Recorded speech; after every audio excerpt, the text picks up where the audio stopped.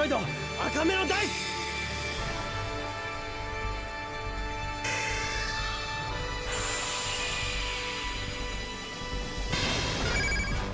俺はレベル7のクリアウィングにレベル1の赤目のダイスをツーニング。神聖なる光蓄えし翼きらめかせ、その輝きで敵を撃て。シンクロ召喚イネオクリスタルウィングシンクロドラゴン。 Hey everyone, Sev here. Today I'm here to go over my new Speedroid deck. So obviously, as you know, we actually got Terratop to 2 off the list, which is a step forward. It would be better if it was at 3. However, I do find myself kind of not liking multiple Terratop at some points.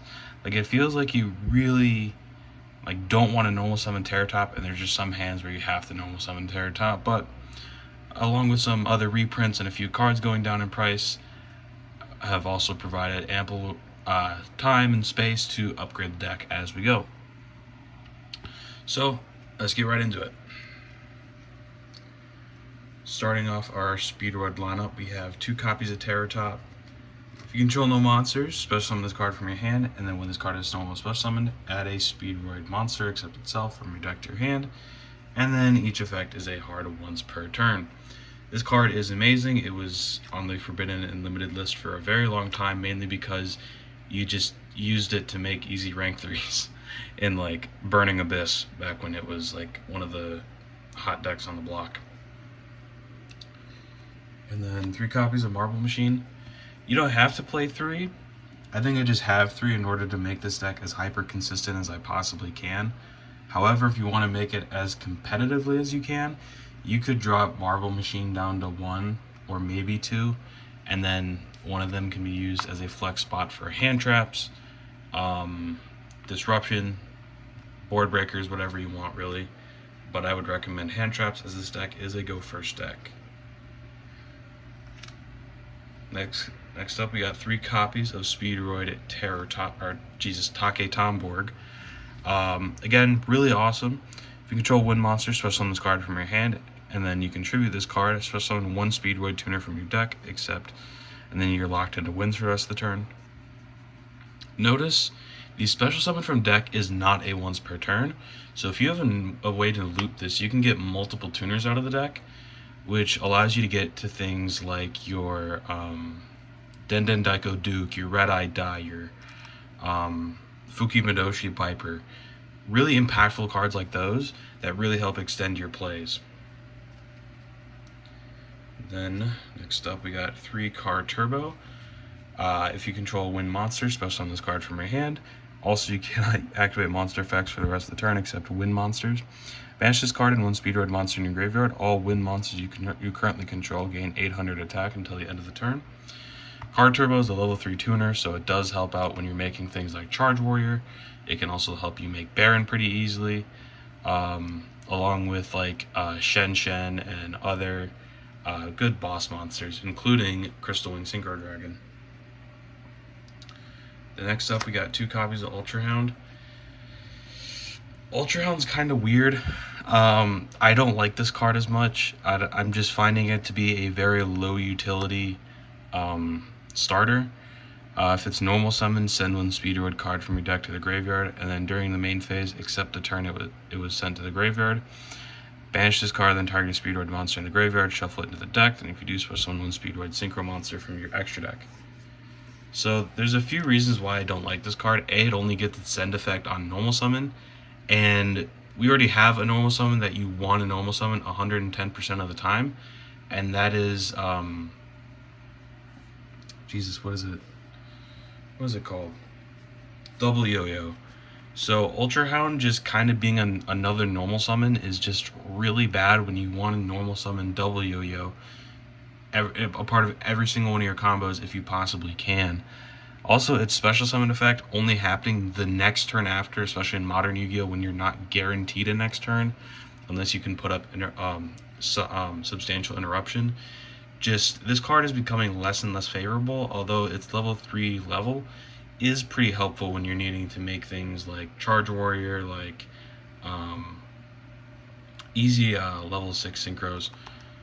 But sending Duplicate is still a decently viable option if you want to start your combo, but it's not that amazing.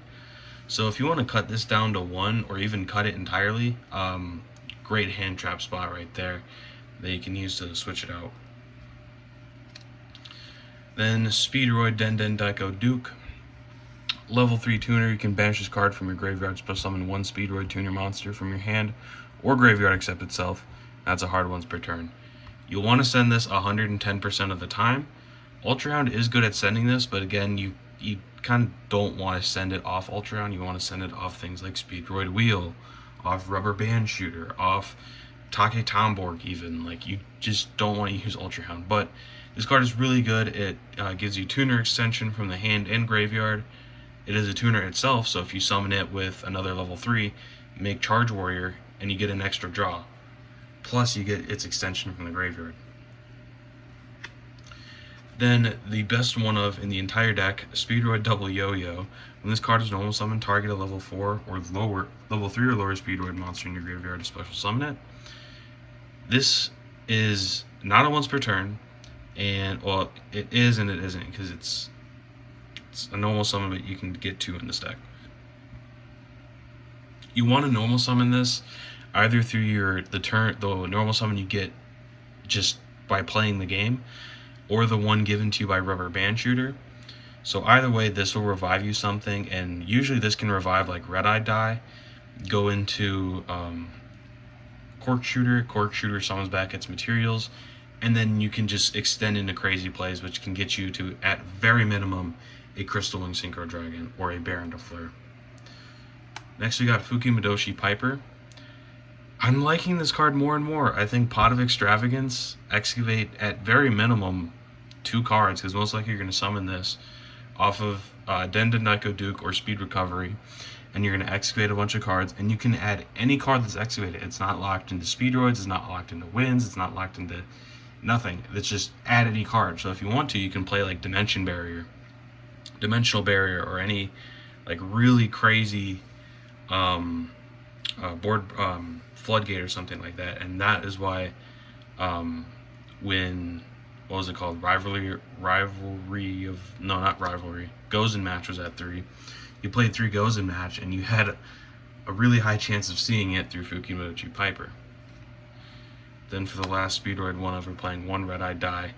Modulates levels, basically gives you an entire access to your entire Speedroid Synchro package. So, and I mean, Red-Eye Die is like a one of, like sometimes like there's situations where 2 comes up, but I prefer 1 because you don't see it as much, because you really don't want to ever see it. It's the please stay in my deck, I'll get you when I need you. On to the spells, we're playing 3 Scratch. Basically Rhoda, but you have to send a Speedroid card from your hand to the graveyard to add a Speedroid monster. Again, just adds consistency. If you want to cut this, more hand traps. We've already freed up, close to 6 spaces, which can be Nibiru's, Ashes, Droll and Lockbirds, Impermanences, whatever you feel like is good for the format, you can play them. However, the card you'll want to play 3 of is Speedroid Wheel. Discard a card, roll a 6-sided die, then special summon from your deck, hand or deck, 1 or 2 Speedroid monsters whose total levels equal the result, but negate their effects. And then if you don't, take the damage equal to the result, times 500. This is essentially like Branded Opening, where you drop this in the draw phase and you can get summons out of the deck, except here you can actually potentially get 2, and if you roll a 6, you can potentially just get your entire starting plays going based off this 1 card. So it is very useful. And then, because I like Monster Reborn, we're going to play 3 Speedroid Recovery, which is not a once per turn on any of its effects. And it can recur materials on the turn 3 in case you did put up a substantial board to be able to interrupt the opponent well enough, so where you can just start adding back all your materials and just swing in for game. And then 1 copy of Duplicate. You could play 2. If you want to see it more, then yeah, you could play 2, maybe even 3. I wouldn't want to see it at C3. But one, when you need to like bounce a normal summon, it does its job very well. The next, just more generic,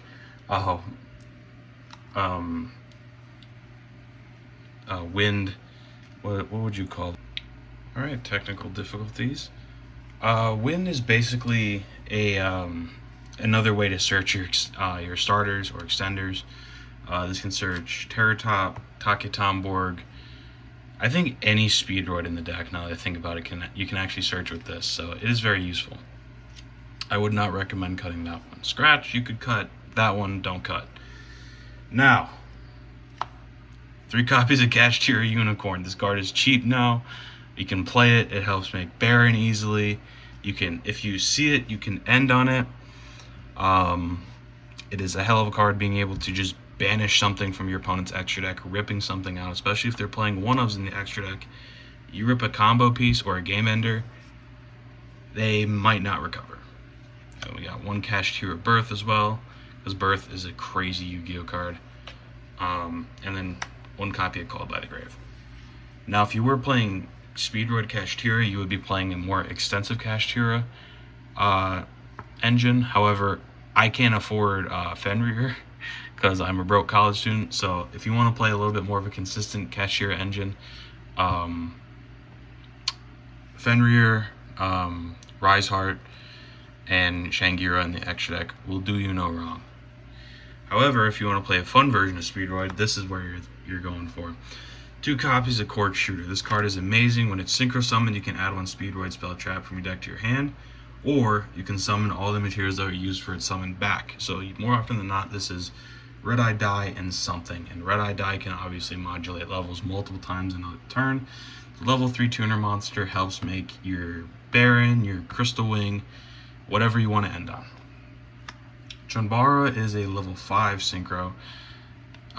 It can make a huge impact offensively, as it can attack twice. However, it is a level 5, so if you need to banish a 5, you can banish Chunbara.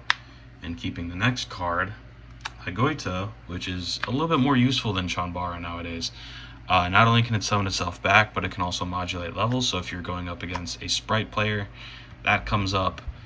But yeah, mainly the summon back comes up as it helps you really easily make synchros. And if you still play 2 Crystal Wing, this gives you 2 Crystal Wing basically for free.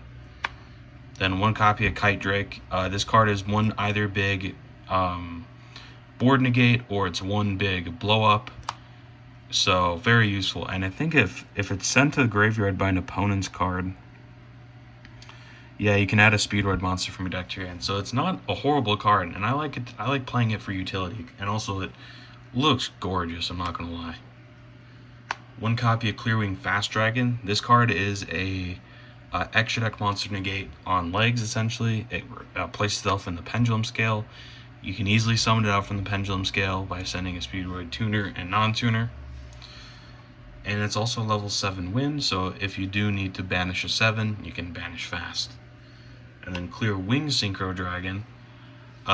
Basically a level 5 or higher monster negate, and then also a level 5 or higher monster targeting protection as well. This kind of fits the same niche Fast does. It kind of depends on what your opponent's playing. If they're playing Kashtira, you can end on this. If they're playing something else, then you can end on this. It's also level 7, so you can banish it, reveal any level 4, any level 3, and then potentially add 1 of them to hand. Then its older brother, Crystal Wing Synchro Dragon. Really needs no summary. If you've played Yu-Gi-Oh for any amount of time, even in the modern day, you've at minimum at least heard of Crystal Wing, as it's a monster negate. That is just a hell of a Yu-Gi-Oh card. I mean, this card still has extensive printings to this day because it's just a good Yu-Gi-Oh card, despite the fact it has been power crept quite a bit. Now on for the toolbox kind of stuff, we got Adamancipator Risen Raptite.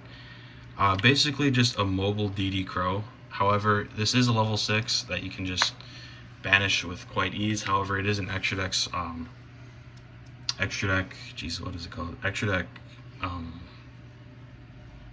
flex spot along with the second cork shooter and the Chanbara. So if you want to include the cash, you want to increase your Kashtira package, just a few ideas to chop off just for you to get that up. Charge Warrior is a staple, a free draw essentially.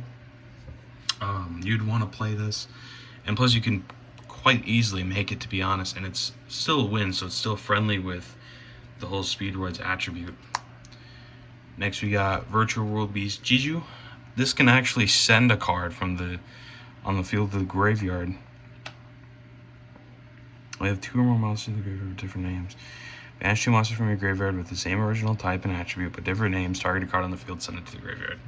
So just an easy way to get around destruction effects and an easy way to just break boards going into Jiju. And then its older brother, Shen Shen. It's probably not its older brother, to be honest. Basically a walking macrocosmos on legs, and it can recur itself. However, you do kind of need to reach in order to get that recursion effect, because it does require a different attribute, and you're just mainly playing wins in this deck. So that is something you got to think about.